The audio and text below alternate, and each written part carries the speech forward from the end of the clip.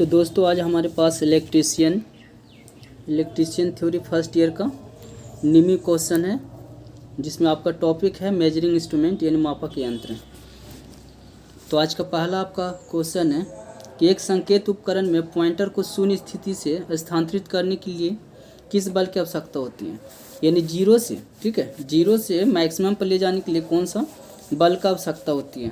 तो इसमें जो होता है वो आपका होता है डिफ्लेक्टिंग फोर्स यानी विचलन बल, ठीक है। तो ये क्या विचलन बल क्या करता है कि जब आपको पॉइंटर शून्य पे रुका होता है तो ये शून्य से डिफ्लेक्ट कर देता है, यानी शून्य से उसको मूव करवा देता है। और बता दें कि जो आपका डिफ्लेक्टिंग टॉर्क को टीडी से दिखलाते हैं, ठीक है, और टीडी जो होता है टीसी के इक्वल और अपोजिट होते हैं, ठीक है। यानी टीसी मतलब कंट्रोलिंग टॉर्क, नियंत्रण बल। तो कंट्रोलिंग टॉर्क जो होता है वो डिफ्लेक्टिंग यानी विचलन बल के बराबर होता है और एक दूसरे के विपरीत होते हैं, ठीक है। इसी कारण से क्या होता है कि आपका किसी भी इंडिकेटिंग इंस्ट्रूमेंट आपका रीडिंग सही देता है। तो चलिए आगे की ओर चलते हैं और इसमें देख रहे हैं कि आपका ये कंट्रोलिंग टॉर्क। तो कंट्रोलिंग टॉर्क जो आपको है वो आपको स्प्रिंग फिर आपका होता है थ्रेड यानी धागा, ठीक है, स्प्रिंग, थ्रेड और आपका ग्रेविटी, ये तीनों के माध्यम से आपका नियंत्रण बल प्राप्त किया जा सकता है, ठीक है। और चलिए आगे की ओर चलते हैं। तो दूसरा नंबर आपका सवाल है, इसमें पूछा जा रहा है कि गुरुत्वाकर्षण नियंत्रण के साथ प्रदान किए गए उपकरण का उपयोग करने की स्थिति कौन सी है। तो जिस इंडिकेटिंग इंस्ट्रूमेंट में आपका ग्रेविटी कंट्रोल दिया गया है उस इंस्ट्रूमेंट को हम लोग वर्टिकल पोजीशन में ऑलवेज रख करके रीडिंग लेते हैं, यानी ऊर्ध्वाधर स्थिति में रख करके हम लोग उसका रीडिंग लेते हैं, ठीक है। और हम बताते हैं कि जिस इंस्ट्रूमेंट में आपका स्प्रिंग कंट्रोल, ठीक है, स्प्रिंग कंट्रोल का इस्तेमाल किया जाता है, ठीक है, वो इंस्ट्रूमेंट को हम लोग कोई भी स्थिति में रख करके रीडिंग ले सकते हैं। यानी इसका जो जवाब होगा एनी पोजीशन, यानी स्प्रिंग कंट्रोल जिसमें दिया गया है उसको हम कोई भी पोजीशन में रख करके रीडिंग ले सकते हैं, ठीक है। तो आगे की ओर चलते हैं। तो तीसरा नंबर क्वेश्चन आपका पूछ रहा है कि पैमाने का नाम क्या है, यानी ये जो स्केल है किस प्रकार का स्केल है। तो ये आपका स्केल जो है वो गैर रेखीय पैमाने हैं, यानी non linear scale. Linear scale जो होता है माय डियर वो होता है क्या, हर एक के बीच में आपका इक्वल, ठीक है, हर एक के बीच में आपका इक्वल डिस्टेंस होता है, यानी एक इक्वल डिफरेंस होता है, ठीक है। ये आपका लीनियर स्केल है। और लीनियर स्केल जो होता है वो केवल डीसी के लिए ही होता है, क्योंकि आपको पता है डीसी में करंट और वोल्टेज के बीच में क्या होता है, कोई डिफरेंस नहीं होता है, दोनों एक ही सीध में चलता है, इसलिए ऑलवेज। ये जो नॉन लीनियर जो होता है AC as well as DC दोनों के लिए इस्तेमाल किया जाता है नॉन लीनियर। तो चलिए आगे की ओर चलते हैं। चौथा नंबर सवाल आपका है, चौथा नंबर आपका सवाल है कि इंस्ट्रूमेंट रीडिंग की गलत स्थिति के कारण कौन सी त्रुटि होती है।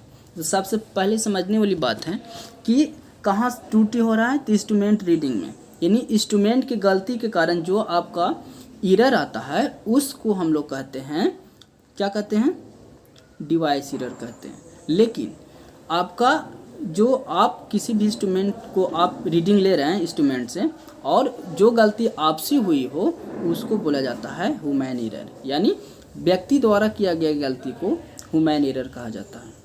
और जो आपका थर्ड है इन्फ्लुएंस एरर, ये होता है किसी के प्रभाव के कारण, यानी आपका हो सकता है कि मैग्नेट के प्रभाव के कारण उसमें एरर आया हो, तो उसको इन्फ्लुएंस एरर कहते हैं। चलिए ठीक है, तो आगे की ओर चलते हैं हम लोग।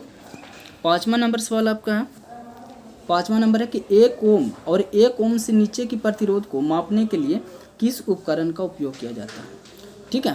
तो दोस्तों हम आपको बता दें कि 1 ओम और 1 ओम से नीचे को इसको हम लोग लो रेजिस्टेंस के कैटेगरी में रखते हैं। क्या रखते हैं? लो रेजिस्टेंस के कैटेगरी में रखते हैं,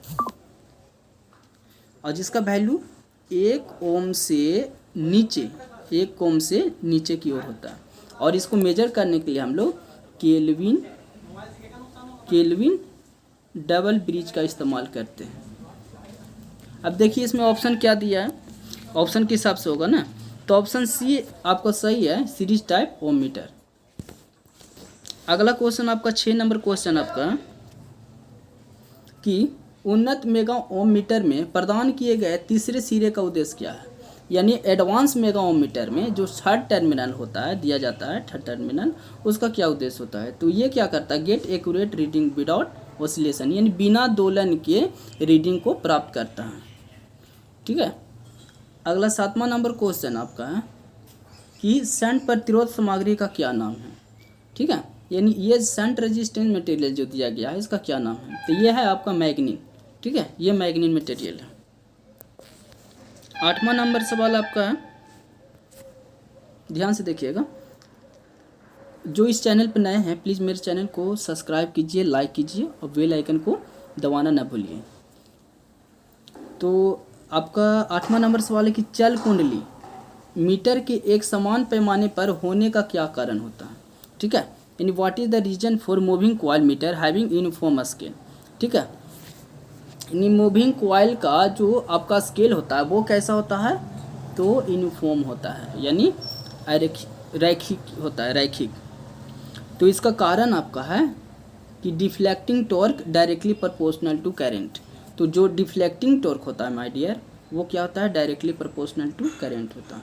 इसलिए इसका जो स्केल होता है वो लीनियर होता है। ठीक है, लीनियर होता है। तो चलिए आगे की ओर चलते हैं।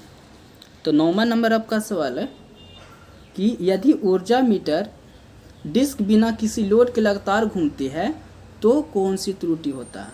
यानी एनर्जी मीटर का डिस्क विदाउट लोड के कंटिन्यूअस क्या कर रहा है? रोटेट कर रहा है। तो इस त्रुटि को कहा जाता है क्रिम्पिंग। ठीक है, क्रिम्पिंग एरर, यानी रेंगने की त्रुटि। ठीक है, और इसको हम लोग ओवरकम यानी दूर करने के लिए क्या किया जाता है कि डिस्क में क्या करते हैं कि 2 होल्स कर देते हैं एक दूसरे के विपरीत में। ठीक है, तो ये इसको इस तरह से ये त्रुटि को हम लोग दूर करते हैं इस तरह से।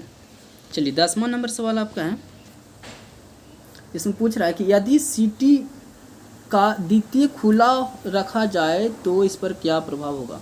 तो दोस्तों हम बता दें कि सीटी का मतलब होता है करेंट ट्रांसफार्मर। ठीक है, करेंट ट्रांसफार्मर।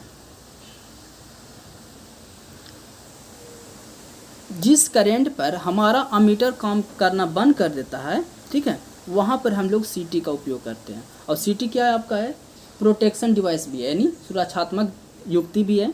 और ये एक तरह से हाई एम्पियर को मेजर करने में, जैसे ट्रांसमिशन लाइन में, डिस्ट्रीब्यूशन लाइन में आपका अमीटर काम नहीं करेगा तो वहाँ पर हम लोग क्या करते हैं कि सीटी यानी करंट ट्रांसफार्मर का उपयोग करते हैं। ठीक है, तो इस प्रभाव को, ठीक है, द्वितीय खुला रखा जाता है, इस पर क्या प्रभाव पड़ता है? खुला रखने पर क्या प्रभाव होगा? तो दोस्तों खुला रखने पर आपका क्या हो जाएगा? खुला रखने पर क्या होगा आपका? सीटी सेकेंडरी बाइंडिंग बर्नआउट, यानी इसमें क्या होता है कि अधिक करंट होने के कारण, नो लोड करंट का वैल्यू बढ़ जाने के कारण क्या होता है कि इसका जो वाइंडिंग होता है इनामेल्ड इस पे होता है। ठीक है, सुपर इनामेल्ड होता है, वो ब्रेक कर जाता है, जल जाता है। ठीक है, तो 11 नंबर क्वेश्चन की ओर चलते हैं। 11 नंबर आपका सवाल है कि what is the purpose of variable resistor connected across shunt type ohm meter. यानी शंट प्रकार के ओम मीटर में जुड़े परिवर्तित प्रतिरोध का क्या उद्देश्य है?